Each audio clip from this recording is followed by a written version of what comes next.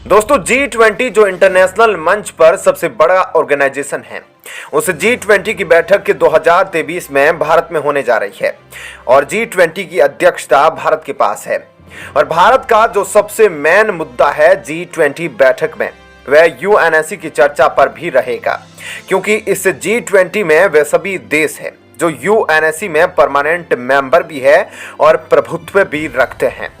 लेकिन भारत की चर्चा सिर्फ इस पर रहेगी कि चीन का वीटो बेकार किया जाए, और इस पर केवल भारत ही सहमत नहीं है, बल्कि ऑस्ट्रेलिया, साउथ अफ्रीका, कनाडा और ब्राजील जैसे बड़े बड़े देश भी यह चाहते हैं कि वीटो की जो पावर है, या तो उसे कम किया जाए या फिर उस वीटो में जनरली कुछ और देशों को परमानेंट मेंबरशिप दिलाई जाए।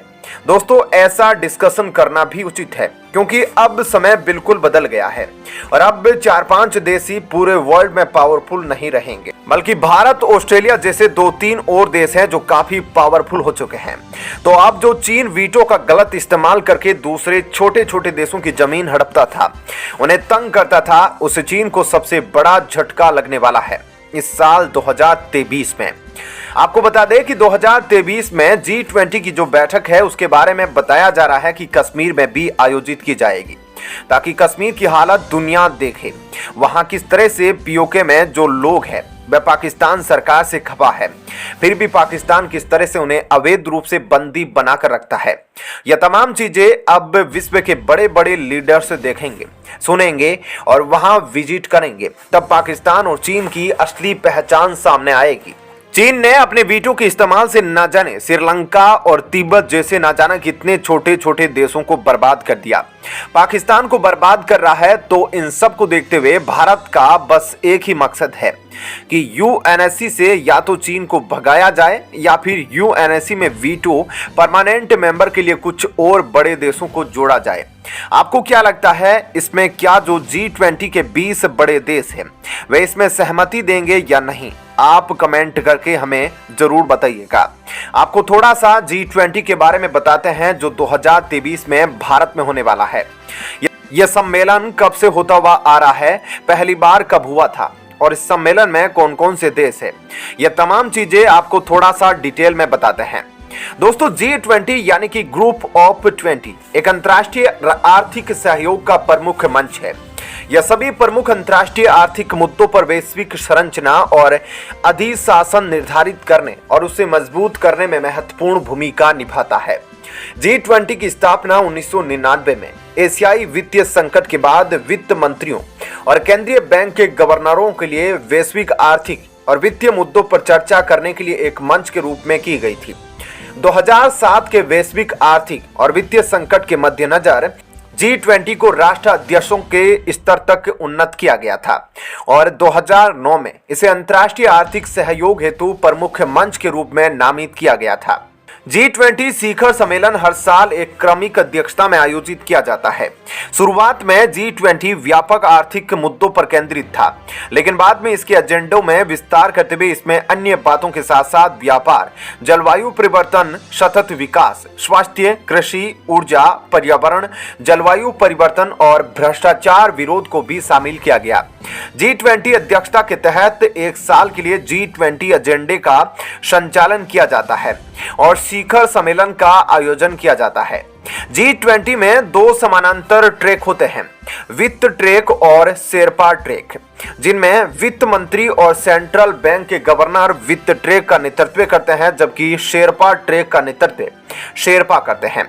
ग्रुप ऑफ 20 यानी कि G20 में 19 देश यानी कि अर्जेंटीना, ऑस्ट्रेलिया, ब्राजील, कनाडा, चीन, France, Germany, Bharat, Indonesia, Italy, Japan, Korea गणराज्य, मैक्सिको, रूस, सऊदी अरब, दक्षिणी अफ्रीका, तुर्की, यूनाइटेड किंगडम और संयुक्त राज्य अमेरिका के साथ यूरोपीय संघ शामिल है। तो दोस्तों, ये तो थी कुछ खास बातें जो G20 के बारे में, जिनको जानकर आप यकीनन समझ गए होंगे कि G20 में कौन कौन से देश शामिल है और इसमें क्या क्या मुद्दों पर सवाल उठाए जाते हैं। तो दोस्तों, ऐसे में इस बारे में आपकी क्या राय है, हमें कमेंट करके जरूर बताएं। और अब आपको बताते हैं ऐसी ही एक और बड़ी खबर।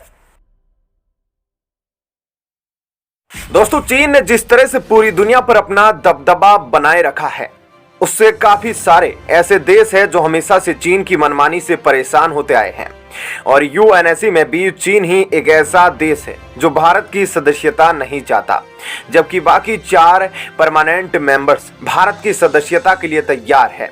और चीन एक ऐसा देश है जो सभी डिसीजन में अपने डिसीजन पर ही अड़ा रहता है और दूसरे देशों की बातें बिल्कुल नहीं सुनता।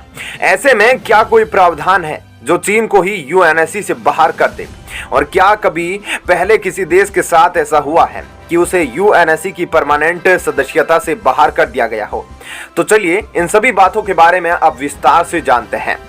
दोस्तों, जैसा कि आप जानते हैं कि यूएनएससी में 5 परमानेंट मेंबर्स होते हैं और 5 नॉन परमानेंट मेंबर्स।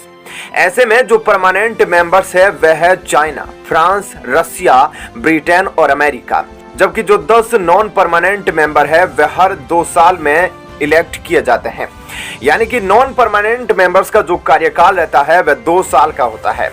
अब यूएनएससी में जो सबसे बड़ी पावर परमानेंट मेंबर्स के पास होती है वह होती है वीटो पावर। आपको ये बता दे, वीटो पावर बहुत ही बड़ी चीज है जिसकी वजह से काफी मुश्किल हो जाती है किसी परमानेंट मेंबर को हटाने से। आपने अक्सर सुना होगा कि इंडिया यूनाइटेड नेशन में कोई भी प्रस्ताव लाता है, जैसे कि पाकिस्तान के खिलाफ या किसी और दूसरे देश के खिलाफ, तो इस दौरान चाइना उस देश की काफी ज्यादा मदद करता है।